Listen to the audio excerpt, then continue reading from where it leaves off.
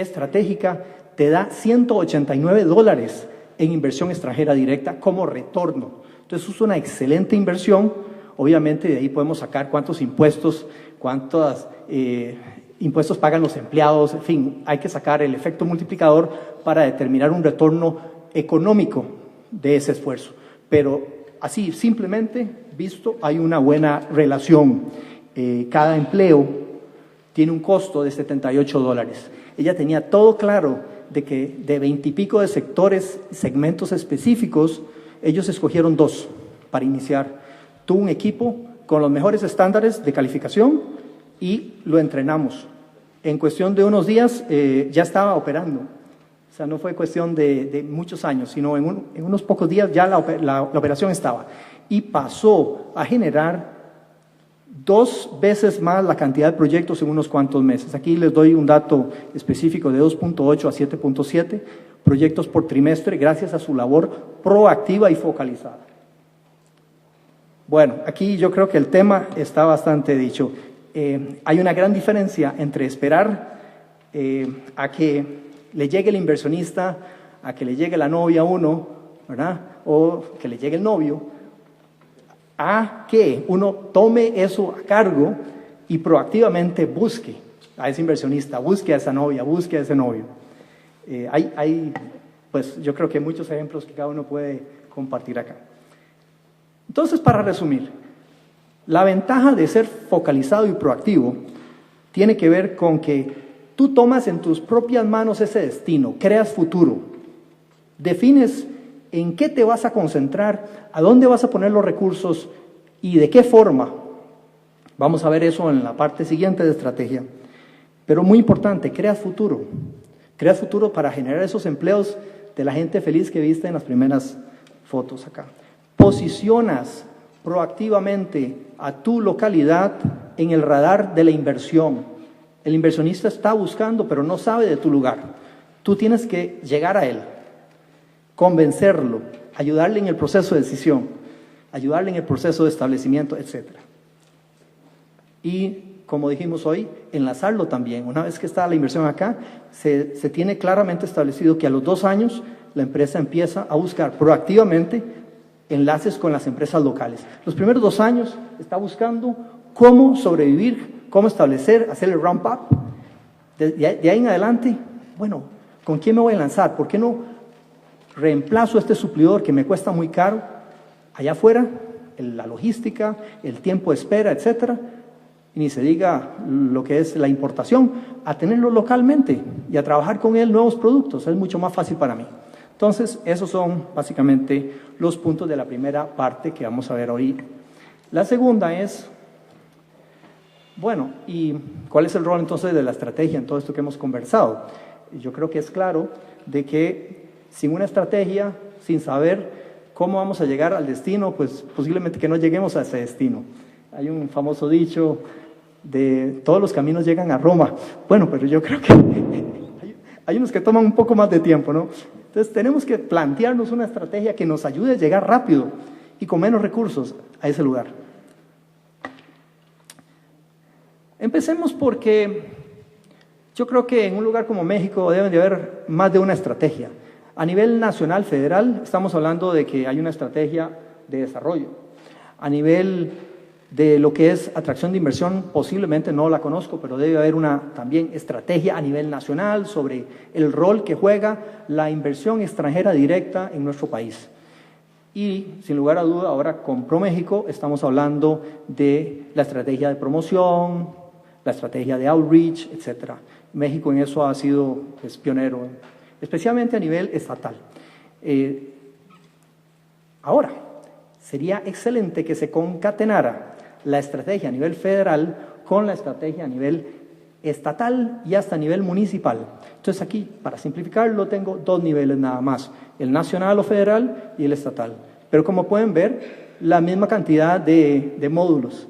Estrategia a nivel general de desarrollo, una estrategia de cuál es el rol que dentro de esa estrategia de desarrollo juega la inversión extranjera directa y luego cómo voy a ir a traerla, cuáles son mis herramientas, etcétera. De ahí entonces el plan de trabajo de lo que podría ser un departamento o una unidad en la Secretaría de Desarrollo, en la Secretaría de Economía, o una agencia que ya se monte para ese efecto. Y hablamos de zonas económicas. Las zonas económicas también tendrían una estrategia y un plan de trabajo que debería estar concatenado con todo esto que estamos viendo acá. ¿Está claro? Ok. Entonces, les voy a dar el ejemplo del Reino Unido. Un gran país que ha sido ejemplo en muchas cosas.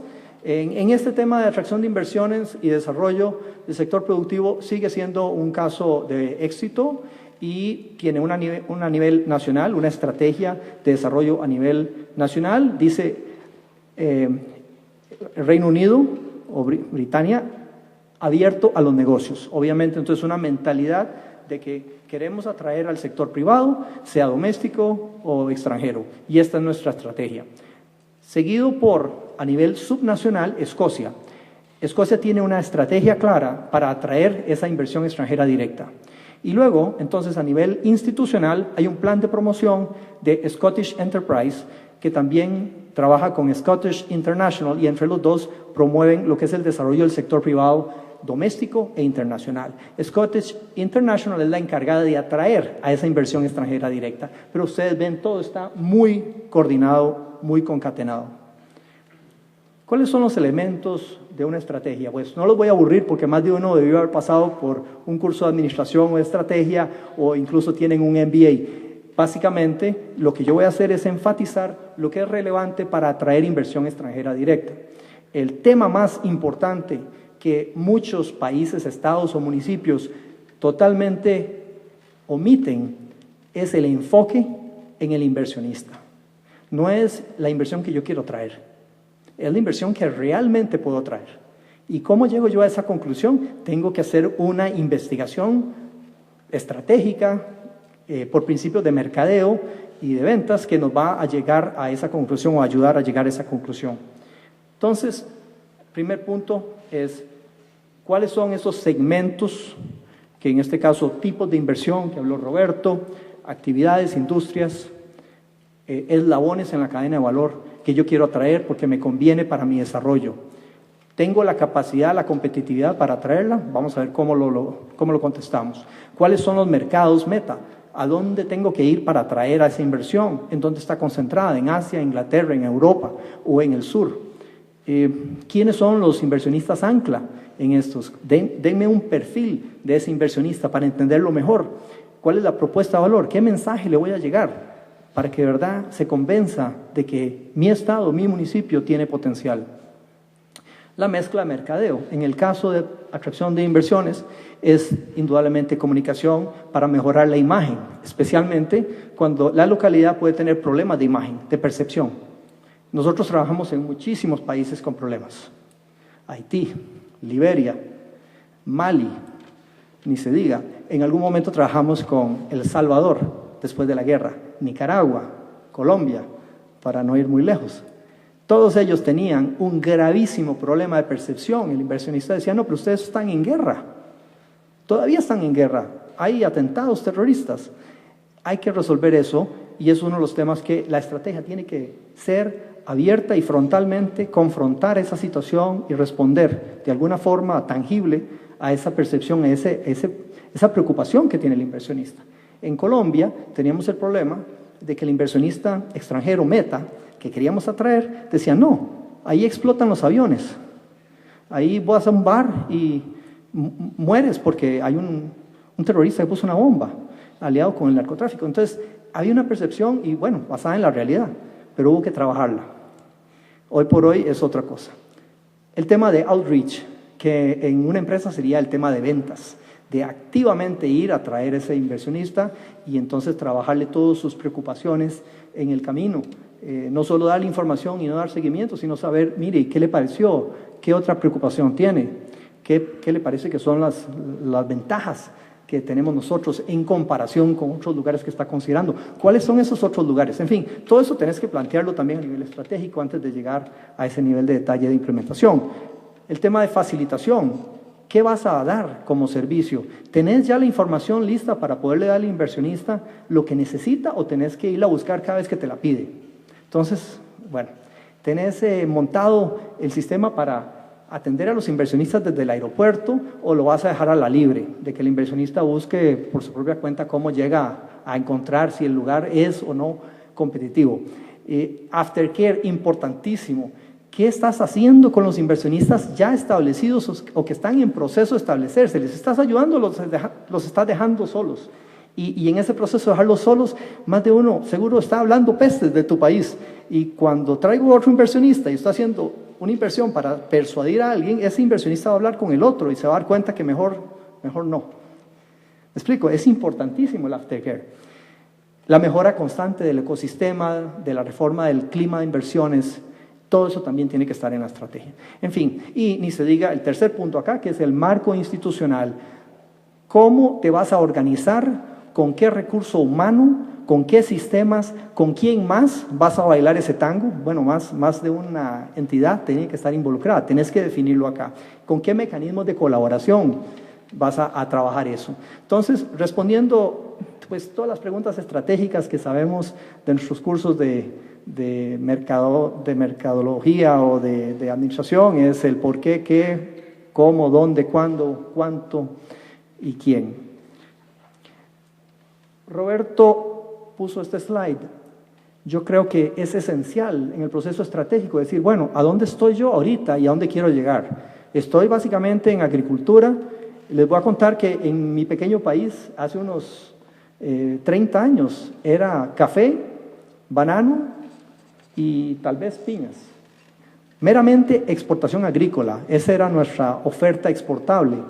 Hoy por hoy sigue siendo importante la piña, el café y el banano, pero hoy por hoy los otros sectores de mayor valor agregado estamos en la mano derecha y no tenemos ensamble automotriz, como estaba bromeando ayer. La única planta que osó montarse en Costa Rica cerró a los pocos años, pero era porque no hubo una buena estrategia ahí de por qué vas a montar una planta automotriz en Costa Rica, ¿verdad? No es mercado ni está cerca de los mercados, pero sí estamos en apoyo a lo que es el servicio de tecnología, estamos apoyando a los negocios como Shared Services, BPOs, etcétera. Hicimos ese progreso económico, no tanto como Singapur, pero estamos en ese camino, pero fue una estrategia que se montó. Y dentro de cada uno de ellos también hay un progreso.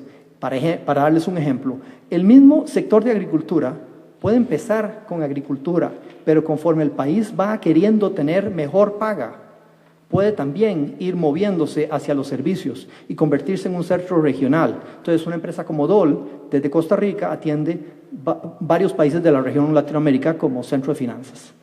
Una empresa como Procter & Gamble ve la tercera parte del mundo desde Costa Rica con un centro de servicios compartidos. Entonces, vas a ver cómo empresas que hacen una actividad se van desplazando conforme el país le ofrece la oportunidad, conforme el país crea el futuro de que esa empresa haga otra cosa. El último ejemplo que voy a usar sobre Costa Rica, porque pues ahí trabajé, estoy en este negocio desde hace 21 años. Intel trabajó en Costa Rica con nosotros, estableció su planta de manufactura para hacer Pentium 2, un proceso sencillo dentro de lo que es alta tecnología, y hoy por hoy cerró su planta, 17 años después. Bueno, ¿ok? ¿Pero qué está haciendo hoy? Hoy por hoy, ¿qué está haciendo Intel en Costa Rica? ¿Alguien sabe? ¿Alguna mano ahí? Hoy diseñamos chips ahí. Es decir, las 2,000 personas que trabajan en Intel están haciendo el futuro de Intel. Están diseñando chips en conjunto con India y con los diferentes centros de diseño de la corporación en Estados Unidos. Entonces es una labor de muchísimo mayor valor agregado. Estamos manejando las finanzas de la empresa desde Costa Rica. Estamos dando apoyo a clientes desde Costa Rica. Estamos haciendo las actividades de mano derecha. ¿Me explico? Ok. Eso tiene que estar en la estrategia, pero tiene que estar aterrizado. Para darles un caso en el que trabajamos también, Brasil. A nivel nacional, ayudamos a la entidad federal Apex Brasil a escoger de una manera estratégica los sectores prioritarios de los que el plano de desarrollo sectorial del gobierno federal quería. Tenía 30 sectores prioritarios. Brasil es gran país, ¿no? Entonces, 30 sectores, pero en todos esos sectores la inversión extranjera directa no era relevante. Había que escoger a dónde es que iba a tener un rol. Y entonces fuimos por ese proceso y aquí está la conclusión. Energía renovable, petróleo y gas, el sector automotriz, salud y hasta semiconductores. Ellos querían atraer Intel, por supuesto. Yo creo que más de un país quiere todavía atraer Intel, pero se convencieron en ese proceso que lo que podrían hacer era atraer investigación y desarrollo para cierto tipo de chips en Brasil, y eso lo están logrando. Entonces, eso a nivel federal. ¿Qué pasó a nivel estatal? Igual, una república como México, con estados que tienen gobernadores y tienen una gran independencia. Los estados como Pará, que es del tamaño de Colombia, en extensión territorial, pero con 5 millones de habitantes, escogió minería, agricultura y cosméticos, con nuestro apoyo, en donde ellos se dieron cuenta que tenían potencial. Bueno, minería era obvio, son uno de los segundos lugares en el mundo para bauxita, aluminio, hierro, etc. ¿Qué hizo Pernambuco, otro estado? De hecho, un estado que, como ven, tiene un gran puerto, el puerto de Suape, una zona económica especial increíble, y un sector en el que les ayudamos muchísimo, energía renovable. ¿Okay? Voy a pasar un caso. ¿Cuántos sectores son apropiados para un lugar, para un país, para un estado, para un municipio? Yo creo que es una relación de tamaño, de recursos, de potencial, y cada lugar vas a ver que tiene su cuestión. Empecemos pequeñito, Costa Rica, ¿no? Un país de 52,000 kilómetros cuadrados, 5 millones de habitantes, ¿no? Podría ser un estado pequeño de ustedes. Tiene 4, pero ha tenido 4 desde hace 15 años. De hecho, en mi tiempo teníamos textil y otra manufactura liviana, así. Agronegocios, esos eran los 3 sectores. Evolucionamos en el 95 hacia la alta tecnología por un cambio estratégico, por necesidad. Ya no estábamos atrayendo ninguna empresa textil. Se estaban yendo a Honduras, a República Dominicana y a México. ¿Qué vamos a hacer? Ya no logramos tener la propuesta de valor correcta para ellos. El costo había sido más elevado, entonces, ¿qué hacíamos? Movernos al siguiente nivel, electrónica básica, y entonces de ahí progresar. Hoy por hoy, esos 4 sectores, ciencias de la vida, que es más que nada dispositivos médicos, el producto número 1 de exportación del país en este momento, creado de cero en el año Baxter, fue el primero, el pionero, en los 80s, pero de ahí el clúster se creó en el año 98 cuando cerramos el negocio con Hospira, hoy, Abbott en aquel entonces, Hospira hoy, y de ahí en adelante con todas las demás empresas del sector médico más relevantes del mundo, y entonces convirtiéndose en el sector número 1 de exportación, servicios de apoyo a la tecnología, a las tecnologías de información, servicios de apoyo a los negocios, a las finanzas, a las partes legales, etcétera. Hasta diseño tenemos allá, diseño de ingeniería, diseño de arquitectura y por supuesto manufactura avanzada. Entonces de ahí para arriba vamos a ver Francia, tiene 9, entre otros aeroespacial, tecnología de la información, agronegocios, salud. Y en el medio pues van a encontrar ustedes posiblemente su sector. Lo que es importante es que cuando vamos a un país y nos dice, ¿cuál es su estrategia? Sí, estamos buscando inversión en 20 sectores estratégicos. Sí, realmente, ok, no es estratégico. Okay. ¿Cómo llegamos a determinar, no a escoger sectores, sino a determinar para cuáles sectores, segmentos, actividades somos competitivos? Es un proceso de arte y ciencia. En este caso, lo que se determina es cuáles son esos segmentos específicos en los que tenemos una clara ventaja competitiva para el inversionista. No es que yo me lo sueño, no, es que el inversionista concretamente me puede decir a mí, sí, su país me ahorra 10%, 20% de mis costos, o en su país yo tengo una rentabilidad mayor por estos y estos. Bueno, ojalá me lo diga el inversionista, pero resulta que hay que buscarlo uno y luego conversarlo con el inversionista a ver si tiene resonancia, ¿no? Si funciona esa propuesta. Segundo, que tenga impacto para la localidad. Por supuesto, quiero yo progresar en esa escalera de evolución. Quiero progresar, no quiero quedarme con los mismos, pero a la vez no puedo dejar de ver que hay unos sectores que se necesitan todavía en el país, en el Estado. Agricultura, por ejemplo. O sea, no puedo dejar de lado la agricultura, pero quiero progresar en otros sectores. ¿Okay? En un país, me acuerdo muy bien, estaba muy enfocados en manufactura, en ingeniería, entonces, fantástico. ¿Y qué pasó con las demás personas que estaban graduándose de las universidades y no tenían trabajo y tenían que ver qué hacían? Abogados, administradores y sencillamente contabilistas. No tenían trabajo, había que hacer algo. Entonces, también la localidad tiene que pensar en qué voy a hacer para darle trabajo a toda esa gente. Tengo yo un problema que convertí en oportunidad. El problema, tengo esa cantidad de gente desempleada. La oportunidad que le puedo ofrecer esa cantidad de personas disponibles al inversionista. Entonces, ¿ves cómo lo planteas? Es aquí que lo haces. Pasas de el sector scan, que es un zarandeo. Ustedes dicen en construcción, cuando zarandean la piedra para una construcción, se zarandea. Es decir, se quita la piedra pequeña de la finita de la gruesa en ese proceso. Pues eso es exactamente lo que se hace aquí. Se zarandea para que quede lo que queremos que quede como industrias, productos y actividades que tienen potencial. De ahí hacemos una comparación internacional, porque muchas veces todos pensamos, fantástico, somos competitivos para semiconductores, como decía Brasil. Mentira, no lo son. Entonces, ¿cómo lo sé? Porque hago un benchmarking. El benchmarking, esa comparación internacional, me permite saber a ciencia cierta cómo comparo yo con mi competencia internacional.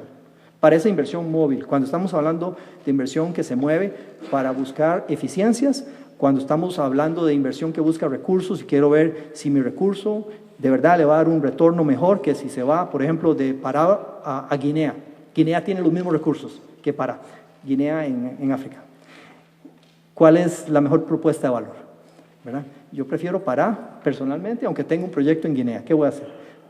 Pero hay que trabajar esa situación. El benchmarking me va a ayudar. De ahí las estrategias, y no les voy a cansar porque ya vimos muchos de esos puntos. ¿Cómo luce ese zarandeo? Aquí les voy a dar una pincelada del tipo de investigación que se hace para los diferentes clientes con los que hemos trabajado. Esto es Vietnam, en donde el sector clave era agronegocios, agricultura e agroindustria. Se determinaron esta cantidad enorme de segmentos, en donde, por ejemplo, hay coffee processing, no es la plantación de café, sino que es el procesamiento del café. Hay el arroz pilado especial, los molinos de arroz que pilan el arroz a cierto nivel y entonces es esa actividad, no es la siembra de arroz. La siembra de arroz está aparte. En fin, todas esas actividades se plotearon con respecto al atractivo para el inversionista en el eje horizontal y en el eje vertical, el atractivo para la localidad, Vietnam. Aquí estamos hablando de que a mano derecha están los que tienen beneficio tanto para la localidad como para el inversionista, es decir, la mejor propuesta de valor para ambos. En estos otros lugares tenemos los que hacen una cosa o la otra.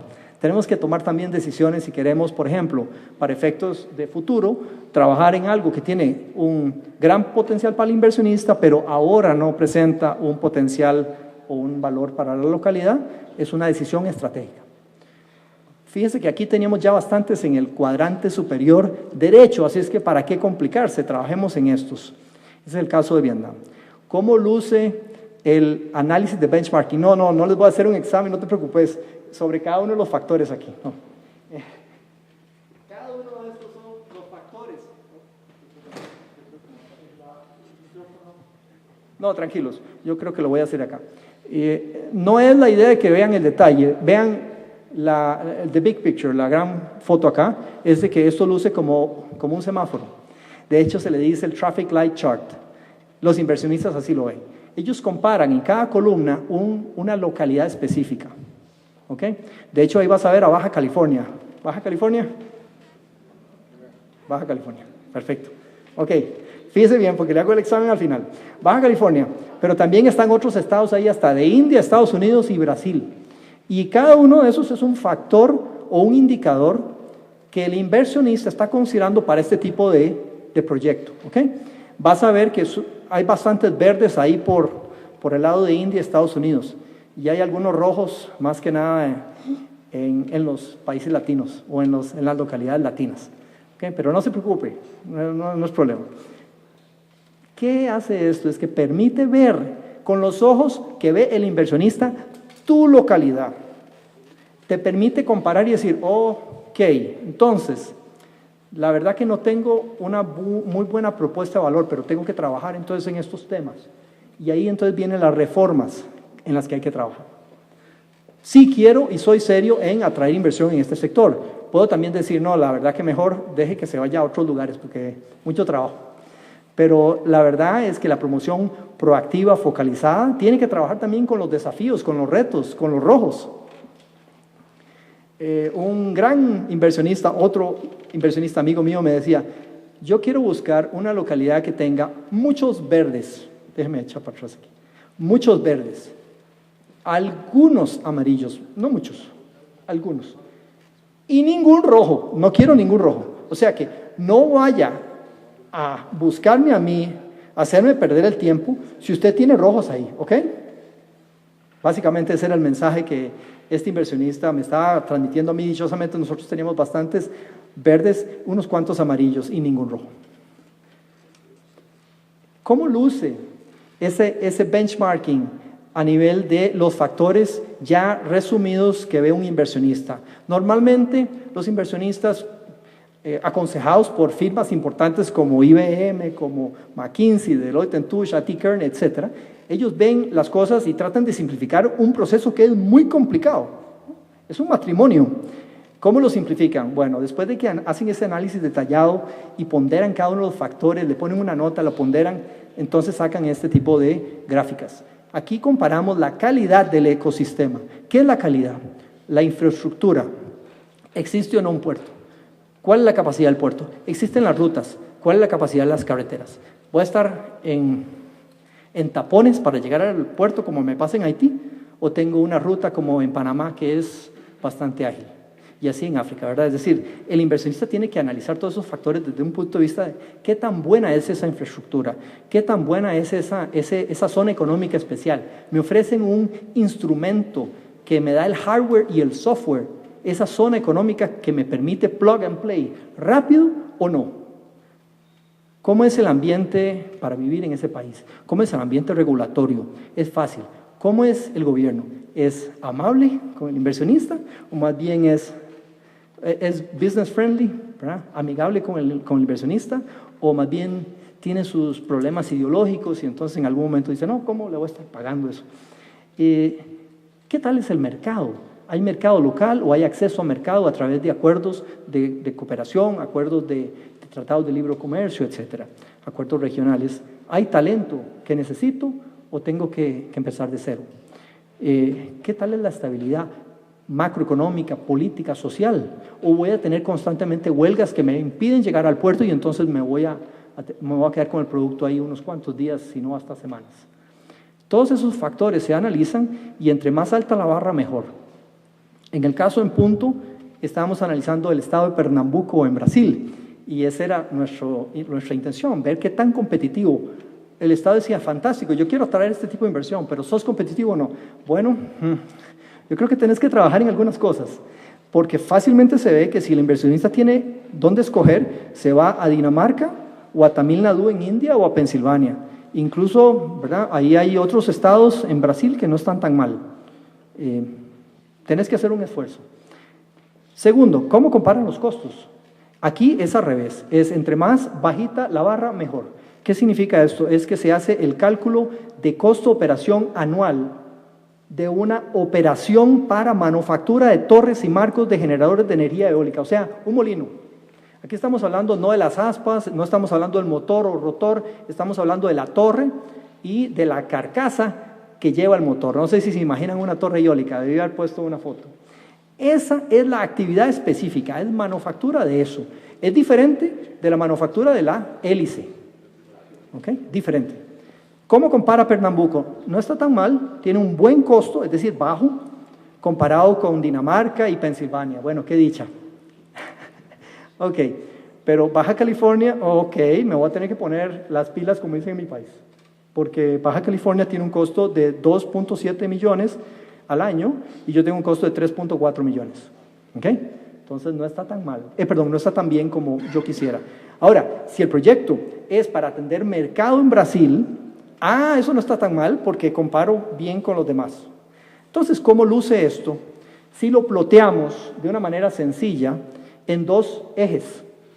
En el vertical, la calidad del ecosistema, que fue el primer gráfico de barras que les enseñé, y en el eje horizontal, el segundo gráfico de barras que les enseñé, en donde se refleja el costo operativo anual. Aquí el índice de 100 es el costo promedio de esa operación, $4 millones aproximadamente al año.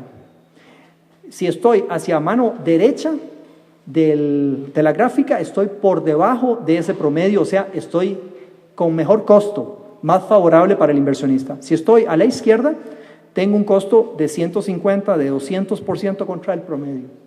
Entonces estoy desfavorable. No sé si me explico, ¿verdad? ¿En dónde queremos estar? Queremos estar, ojalá, a mano derecha, ¿verdad? En donde la localidad tiene un buen balance entre costo y calidad. ¿Quién ganó acá?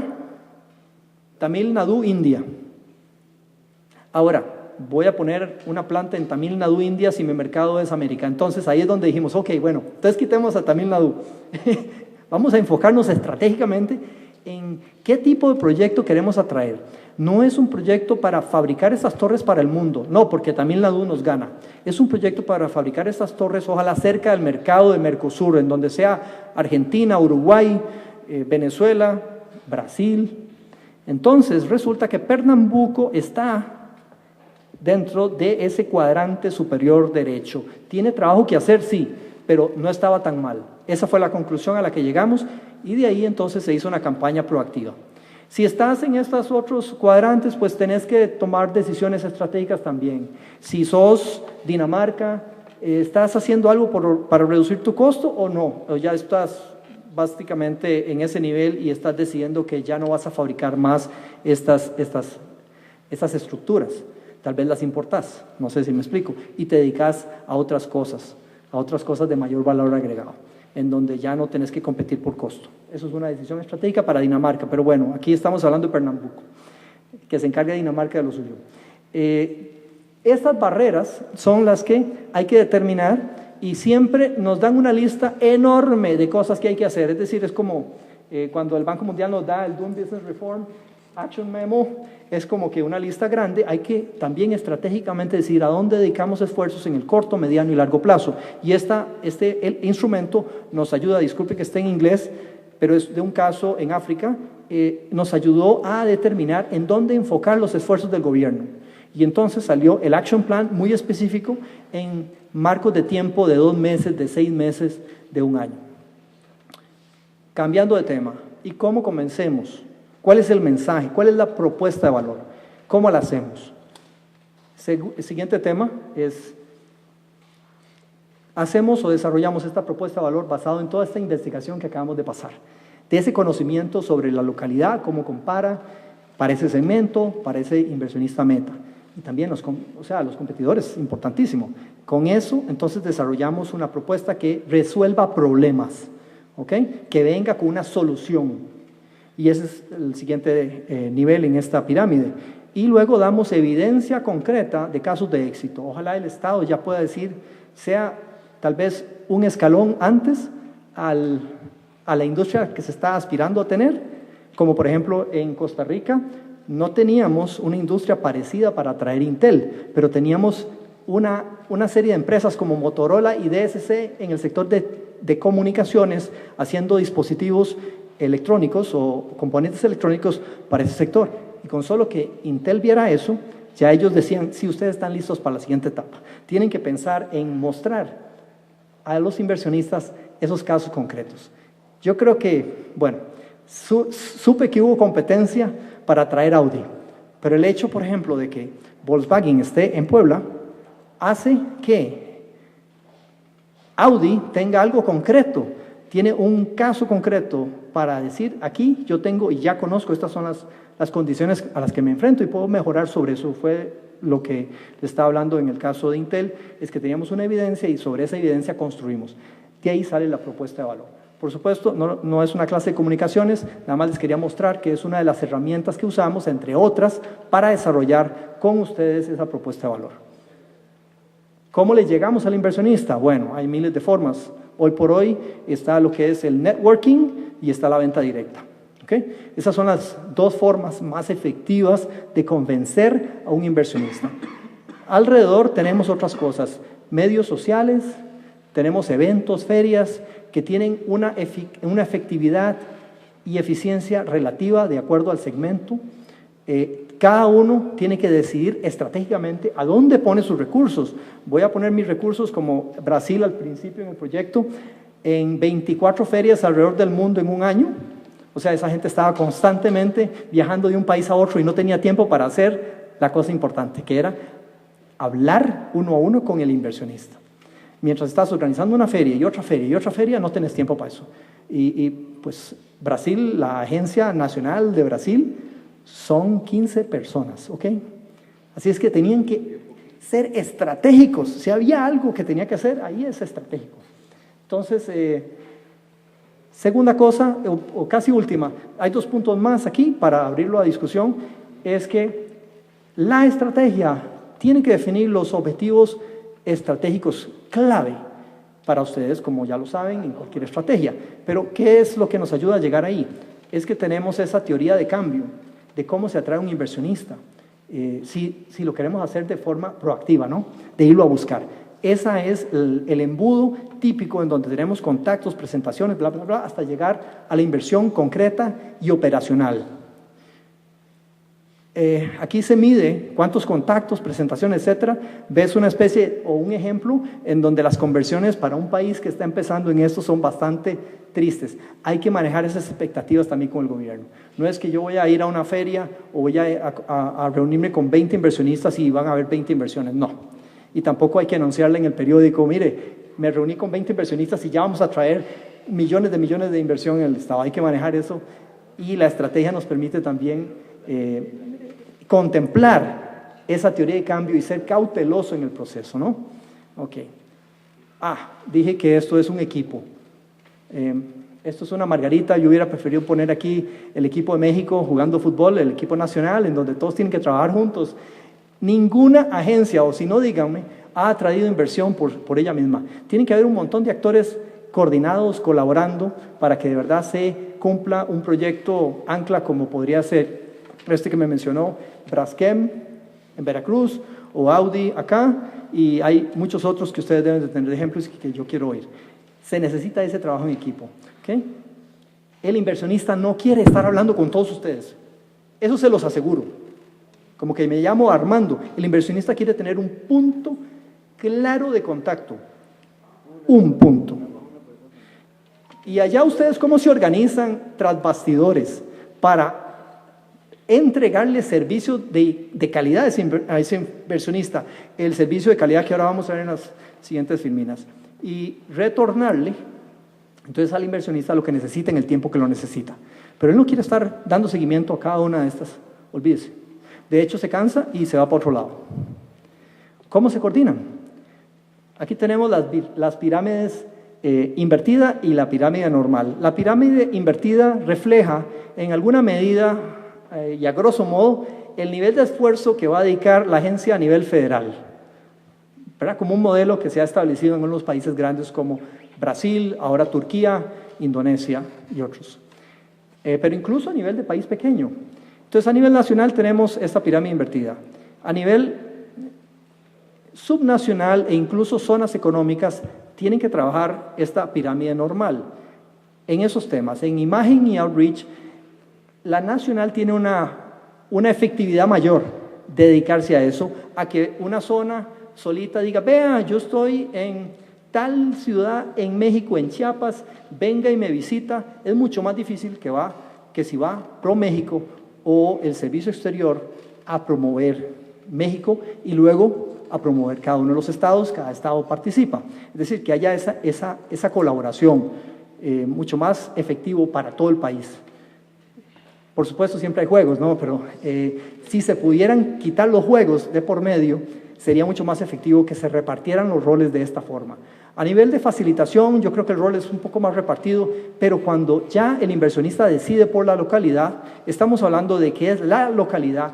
A nivel de municipio, es a nivel de zona económica especial, zona franca, parque industrial, terreno para agricultura, que se va a desarrollar la relación de operación, de buena operación, con buen aftercare, de expansión, de diversificación, de encadenamientos. ¿Ok? Y ahí hay otros players que están en este proceso. Se debe seguir el ciclo. Roberto habló de un ciclo a nivel, grosso modo, este es un ciclo más específico en donde el inversionista va por ese proceso de planear, explorar, negociar, establecer. Ustedes se conocen ya posiblemente eso, pero hay que tenerlo presente a la hora de la estrategia, hay que verlo desde el punto de vista de ellos y qué les vamos a ofrecer nosotros como entidad de atracción de inversiones. Están todas esas actividades ahí y eso es lo que nos va a dar un mejor clima de inversión, un mejor ecosistema, mejores servicios al inversionista, un mejor mercadeo para lograr lo que queremos en inversión y empleos. Les voy a dar la presentación para que después puedan leer en detalle, pero básicamente los servicios que una agencia de promoción de inversiones ofrece para atraer inversión son estos. Hablamos ya de construcción de imagen, del targeting, del outreach para identificar, buscar, convencer a los prospectos, la facilitación de información en todo ese proceso de decisión, tanto general como sectorial, como atender la necesidad de exploración en sitio, llevarlos a visitar, conectarlos con empresas, conectarlos con entidades públicas, etcétera. Y lo que es la mejora de las políticas y el ecosistema, ya hablamos bastante de eso. Y luego, una vez que hubo decisión, nosotros le llamamos que desde ese momento en adelante, desde que hubo una decisión, empieza el aftercare con diferentes servicios específicos. El establecimiento, ya lo hablamos, la retención y la reinversión, en donde hay incluso un trabajo estratégico que hacer con las empresas. Me imagino que fue parte de lo que hizo Puebla con Volkswagen, en donde se trabajó. ¿Y ahora qué? ¿Qué pasamos a hacer después de Volkswagen? ¿No podemos hacer algo más? No sé, me imagino que hubo ese tipo de conversación con el inversionista establecido a un nivel estratégico, como dijo Roberto. Aparte de llantas, ¿qué más vamos a hacer? ¿Ok? ¿Qué podemos hacer? Bueno, sí, yo podría hacer esto, pero si usted me da esto y esto y esto, ok, perfecto, voy a trabajar en eso y entonces nos hablamos en un año. Eso es parte de esa labor importantísima de aftercare estratégico. Encadenamientos, también importantísimo. Sabemos que alrededor del mundo viene la inversión y se convierte en un enclave y no ayuda a las demás empresas, porque necesita un apoyo. Ese apoyo es lo que Tractoras de México ha hecho aquí en México con la industria automotriz. Es un caso de éxito, por lo menos nosotros así lo vemos. Ustedes me dirán cómo lo ven, pero es en donde el sector privado y el sector público se pusieron de acuerdo y empezaron a, uno, identificar las necesidades de las multinacionales. ¿En dónde estaba la necesidad de la multinacional para suplirse localmente en lugar de importar ese bien o servicio? Dos, ¿en dónde está la capacidad local para suplir esa necesidad? ¿Y cómo hago para subir el nivel, desarrollar ese suplidor? Todo eso es parte, no de la agencia, pero la agencia puede ayudar a catalizar ese trabajo. Por último, de nuevo, mejorar esas políticas públicas para, a su vez, también mejorar o influenciar en lo que sería el marco regulatorio, el marco institucional para proveer esos servicios y para dar un mejor ecosistema al inversionista. ¿Ok? Rápidamente, dos slides más, que es, ¿qué hacemos en el Banco Mundial? Esto es un caso típico en donde ya vieron todos los grafiquitos en la primera parte. Eso es lo que llamamos el trabajo sectorial para ayudarle al Estado a hacer su estrategia. No es que nosotros le hacemos la estrategia al cliente, el cliente se la hace, pero nosotros le ayudamos con herramientas tangibles para que llegue a ese nivel. Segundo, la parte de mercadeo y outreach y de implementación de esa estrategia, en donde se trabaja más detalle la propuesta de valor, los materiales de promoción y lo que sería ese plan de campañas, ese plan de networking para llegar a esos inversionistas de una manera proactiva. Caso Brasil. Brasil, un país, como saben, casi un continente, es el más grande de Latinoamérica y básicamente con un problema interno difícil con 27 estados, pero muy diferentes unos de otros. Tienen un poder de ellos autogestionarse. El gobernador es básicamente un país, o sea, el estado es un país gobernado por este gobernador, tiene una autonomía increíble y a nivel federal se ven ciertas cosas. ¿Qué se hizo ahí? Se analizó justamente cómo es que está la inversión fluyendo hacia Brasil, a dónde va, en qué sectores, cómo. Bueno, nos dimos cuenta que fatal. En el caso de México creo que es más al norte y el sur no. Aquí es al revés, ¿no? Porque está en el hemisferio diferente. Aquí es el sur.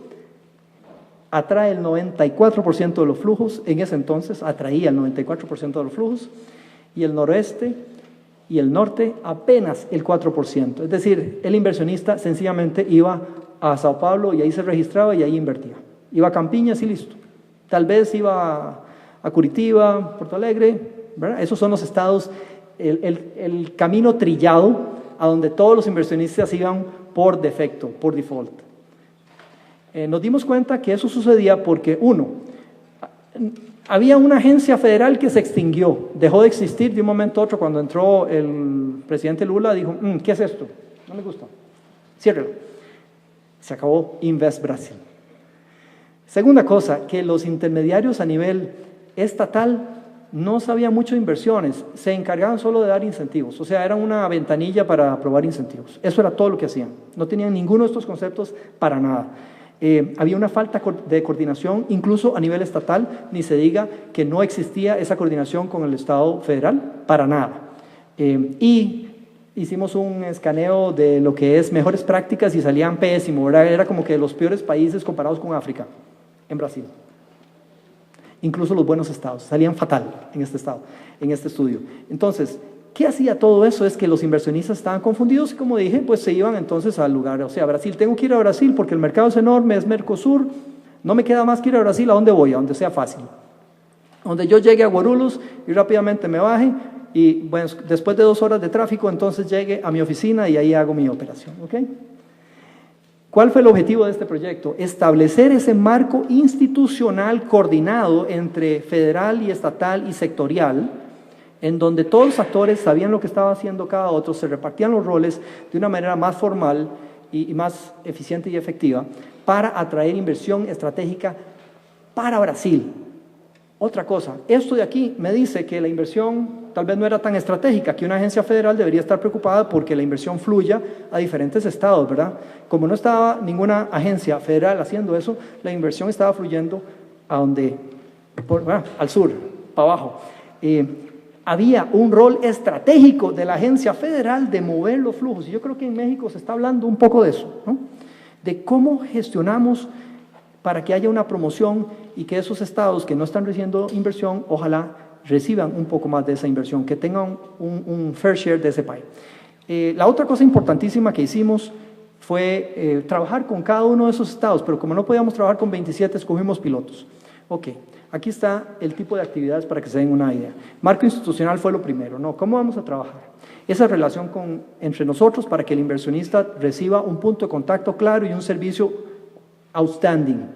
Logramos buenos resultados, nos repartimos los roles, cada uno obtuvo un organigrama con perfiles de puesto claros de qué tenían que hacer y qué era lo que se necesitaba para hacerlo, ¿no? O sea, no solo que traje a mi amigo, no sé si conocen, muchos de estos países hay puestos de confianza, ¿no? Entonces, yo traigo al conocido, al comisionado, y ese comisionado trabaja ahí por 2 años, que estoy yo, 4 años, y después ya se va.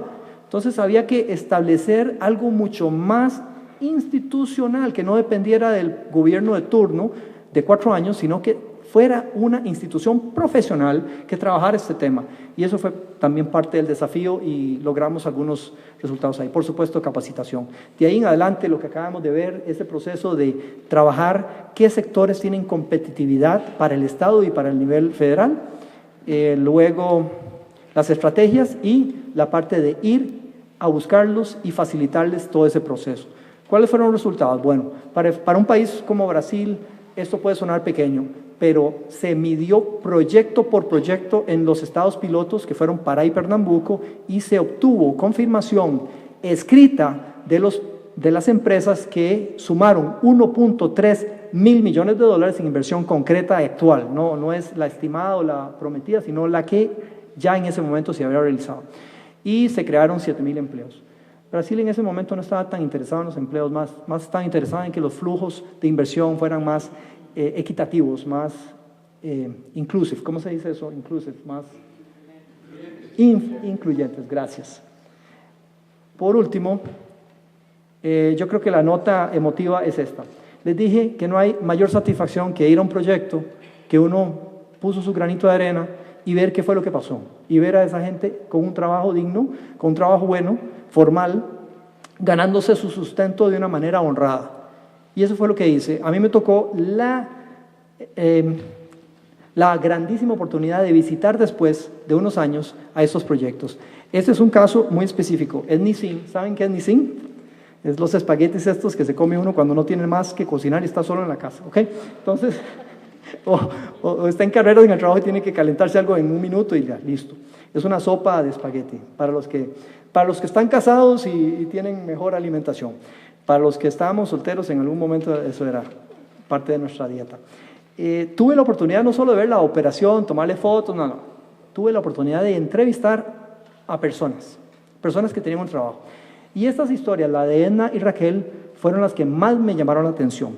Por lo siguiente, Edna y Raquel, antes de que llegara Nissin a este municipio, trabajaban de cajera y otra de acomodadora de mercadería, como display, en un pequeño abastecedor en su localidad.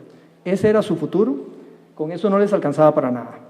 En el momento que llegó Nissin empezó a trabajar con la municipalidad para conseguir personas interesadas en trabajar en esto. Es agroindustria, ¿no? No se necesitaba tampoco muchísima capacitación para los puestos básicos de operación. Pero lo interesante es que estas personas en pocos meses ya estaban en un puesto de supervisión. Quiere decir que ahí estaba el talento.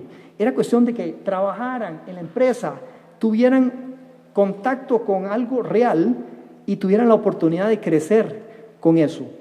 Ellas lograron en pocos meses, yo las entrevisté al año de haber empezado en Nissin, y ellas me dijeron, tengo un trabajo formal, ya soy supervisora, me compré mi casa, me compré mi carro y mantengo a mi mamá. Estoy pensando en casarme, ahora sí. Eso en realidad fue la satisfacción personal que les cuento. Digo yo no traje a Nissin, yo no fui a convencerlos, pero este proyecto ayudó con un granito de arena para que eso fuera. Ahora imagínense la satisfacción de las personas que sí estuvieron involucradas en el estado de Pernambuco en traer a esta empresa. Yo creo que no hay bonificación o salario que pague eso. Y con eso, muchas gracias.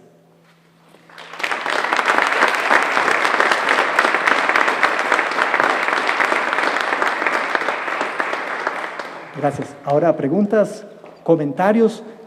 Recuerden que quiero oír de esos casos de ustedes también, ahora o en el almuerzo. Si hubiese preguntas.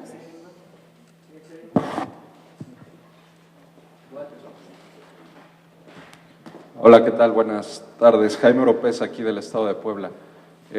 Agradecerle la plática y una pregunta muy específica, creo, de interés para muchos de nosotros.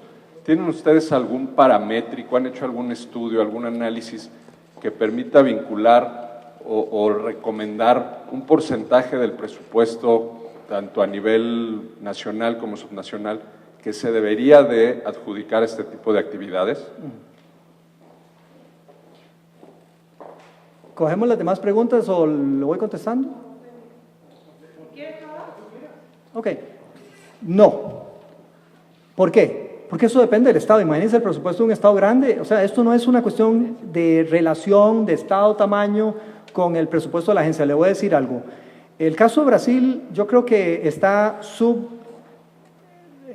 tiene menos gente de la que debería tener para un Estado o un país como Brasil, sin lugar a duda. Nosotros hicimos el estudio y le determinamos a Apex Brasil que necesitaba 45 personas con el perfil correcto haciendo la labor para todo el país, y lo iba a hacer de una forma profesional, tanto a nivel de enlace con cada estado como enlace con los sectores para mejorarlos constantemente y luego ir a traer la inversión. Es decir, 45 personas era un nivel razonable, ni mucho ni poco. 15, por supuesto, se quedaron cortos en algunas cosas y no se logró entonces todo lo que se quería lograr, pero eso fue un asunto de presupuesto de ellos. Hay países como República Dominicana que tiene 300 personas ¿cómo es que se llama? CEID. Okay. Ellos ven exportaciones e inversiones y otros temas, hasta PPPs. Entonces, por supuesto, por toda esa gran cantidad de funciones se incrementa la cantidad de gente que se requiere, pero yo creo que están sobredimensionados, ¿no? Tenemos el otro extremo en Latinoamérica. ¿A dónde está el nivel correcto? Cada estado va a tener que determinar estratégicamente, ok, esto es lo que quiero hacer, ¿qué recursos necesito? Y es un proceso de determinar, ok, ¿con cuánta gente puedo hacer esto? ¿Cuánto me cuesta esta gente? ¿Y qué instrumentos voy a usar? ¿Y cuánto me cuestan estos instrumentos? Entonces se desarrolla presupuesto base cero, que me dice no un porcentaje del gobierno, sino que me dice necesito 1 millón, 2, 5, 200 como Irlanda, o 400 como Singapur, millones de dólares. Es decir, cada lugar define a dónde está su estrategia y entonces cuántos recursos necesita para lograrlo. Gracias, Armando. Soy Rommel. Nos acabas de mostrar el camino correcto, el apropiado, pero ¿cómo enfrentar el dilema ético, el político, el económico al que las agencias de promoción y los estados nos vemos sometidos en un juego perverso que el inversionista nacional y sobre todo el extranjero juega, en el que la carta de incentivos que tiene más renglones y más ceros es un determinante poderoso, como decía Roberto antes, y debiera ser el pastel? ¿Qué recomendaciones nos das? Okay. Perfecto. Ahí también invito a los miembros del panel, porque es un tema que se las trae. Sin lugar a duda, lo que hay es muchos casos de lo que no hay que hacer. No voy a mencionar nombres, pero hay muchos casos de lo que no hay que hacer. En Estados Unidos, por ejemplo, ustedes deben saber, porque están en ese sector, cómo se compitió para atraer cierto tipo de inversiones. En Brasil pasó lo mismo, y eso sucede alrededor del mundo. Es decir, yo creo que tiene que ver con la naturaleza humana. El inversionista mismo los pone a jugar, ¿ok? Y ustedes tienen que estar conscientes de eso, y en el momento en que los incentivos están claramente definidos sobre la mesa, el principio de transparencia creo que ayuda muchísimo a evitar esas situaciones, ¿no? Por supuesto, creo que no es solo a nivel federal y estatal, estamos hablando de la municipalidad, que justamente tiene un rol ahí importantísimo y podría decidir qué hacer, qué no hacer, podría facilitar o más bien impedir. Pero sí, es un juego perverso que creo que la solución es trabajar estos mecanismos de colaboración. Por supuesto, depende de las personas al inicio, pero después, una vez que se establecen formalmente, ya no dependen de las personas, dependen de las instituciones, y entonces se convierte en un mecanismo entronizado. Les voy a dar el caso de Alemania. Tiene bien clarito, como podría ser esperado de un alemán, cómo se hace el atendimiento de una inversión, desde la atracción hasta el establecimiento y la expansión. Claramente cuál es el rol de GATAI o GTAIE para atraer inversión y cuál es el rol de cada estado y cada agencia estatal y hasta municipal. Lo tiene mapeado perfectamente. Yo creo que es un ejemplo bueno, pero bueno, no todos somos Alemania. Entonces hay que adaptarlo a la situación. Cuando yo les expliqué eso a los brasileños, dijeron, no tenemos el jetinho de cadera, el juego de cadera. Eso es básicamente, ¿no? El juego de cadera es la flexibilidad que los brasileños quieren tener en eso. ¿Cómo se trabaja con eso? Pues no, explíquenme ustedes, ¿no? ¿Vos tenías una? Sí. ¿Micrófono? Juegos de cadera. Para complementar con lo que está diciendo Armando, muchos de esos juegos que pasan porque los mismos gobiernos no entendemos el juego bien. Vamos a ver. Mucha gente cree que la necesidad de poner los incentivos en leyes, ¿okay? Es para, digamos, tener más transparencia, pero hay una función política mucho más importante: proteger al gobierno, ¿okay? El sector privado que sepa, cualquiera, nacional o extranjero, que puede tener acceso a un incentivo, lo va a pedir, ¿ok? Porque esa es la función. Un negociador pide. La pregunta es si uno le da o no.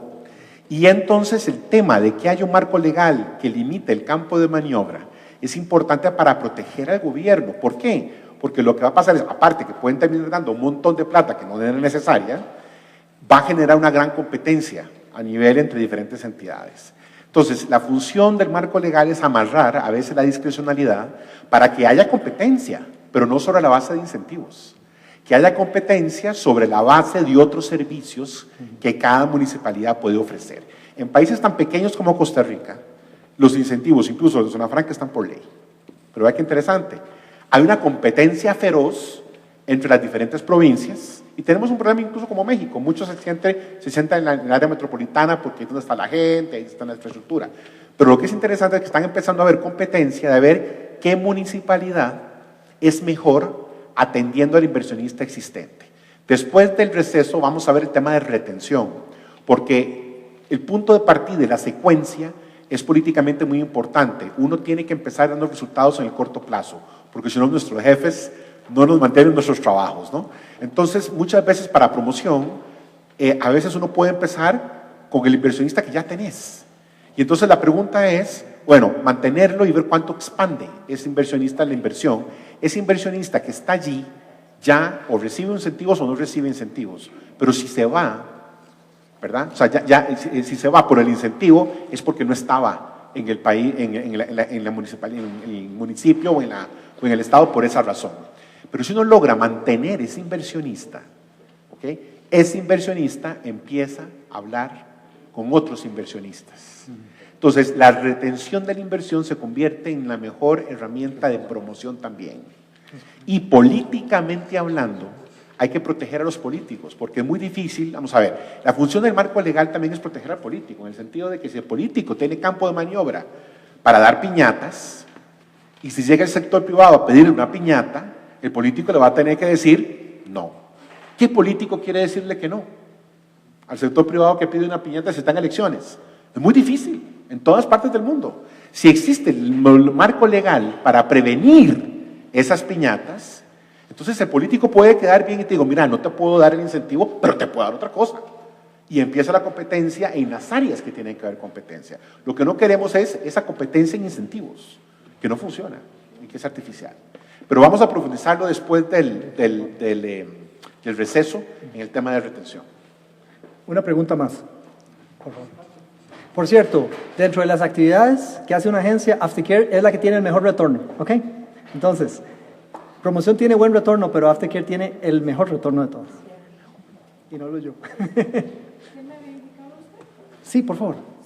¿No tenías una pregunta? Sí, gracias, muy rápido. Enrique Mier, del estado de Coahuila. Bueno, a mí me gustaría hacer más que nada un comentario sobre estas estrategias que nos mencionas, que nos comentan, que nos sirven mucho en muchas agencias de promoción. Ya trabajamos en muchas de ellas, pero algunas no las hemos pulido a fondo, entonces sí nos gustaría tener la presentación. Claro. Pero a mí me gustaría agregar un elemento adicional a todas estas estrategias, que sería algo que se llama voluntad política. Cuando un gobernante, llámese gobernador o el mismo presidente de la República o un presidente municipal, realmente le ponen ganas al asunto de la promoción, la atracción de inversiones, lo toman en serio, le ponen tesón, funciona mejor. La figura de los secretarios de Desarrollo Económico, yo trabajo con uno, es muy importante, lógicamente es la punta de lanza para atraer la inversión, pero la presencia de un gobernador en un viaje al extranjero, que lo vean los inversionistas sentarse en el escritorio de ellos y no esperar que el inversionista venga al escritorio del gobernador, ayuden mucho. Coahuila peleó la inversión de Kia y no la ganó. Kia, una planta de vehículos coreana, se quedó en Nuevo León, no la ganamos.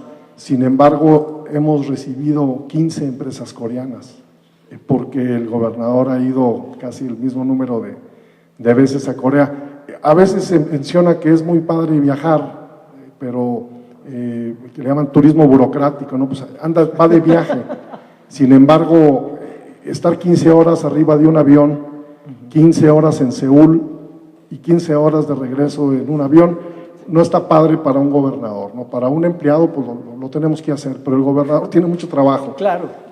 Y se tiene que subir en un avión, ir a firmar un convenio y regresarse. Entonces, la voluntad política es importante. Yo sé que es temporal, pero dure 3 años o dure 6, o en países donde haya reelección, es muy importante que el gobernante en turno le eche todos los kilos y esté al frente de la promoción. Gracias. Enrique, sin lugar a dudas, yo creo que la voluntad política nos facilita a los que trabajamos en este ambiente muchísimo nuestra labor, ¿no? Muy diferente de estar trabajando con inversionistas y el gobernador, el presidente del país, etcétera, le pone empeño. Y, por ejemplo, está dando seguimiento, lo que llaman en Brasil los planos de proyectos estructurales, planeamiento de los proyectos estructurales, que incluyen algunos gobernadores, no todos, ¿verdad? Es el proyecto de inversión de Braskem, el proyecto de inversión de Petrobras, el proyecto de inversión de Novartis. Esos son los proyectos estructurales para ellos. Ellos le ponen la atención y se reúnen todas las semanas con su equipo y dicen, secretario de Economía, ¿cómo está esto? ¿Qué pasó con infraestructura? ¿A dónde está la carretera? Y entonces esa voluntad. Entonces yo lo menciono de que no solo es de montarse en el avión y hacer el turismo de desarrollo económico.